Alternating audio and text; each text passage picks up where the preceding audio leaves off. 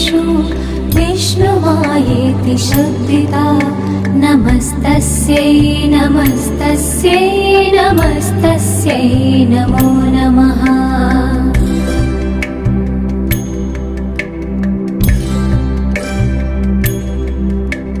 या देवी सर्वभूतेषु चेतनेत्यभिधीयते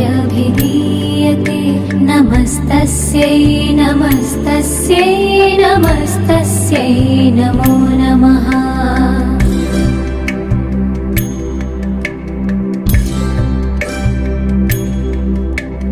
या देवी सर्वभूतेषु बुद्धिरूपेण संस्थिता नमस्तस्यै नमस्तस्यै नमस्तस्यै नमो नमः।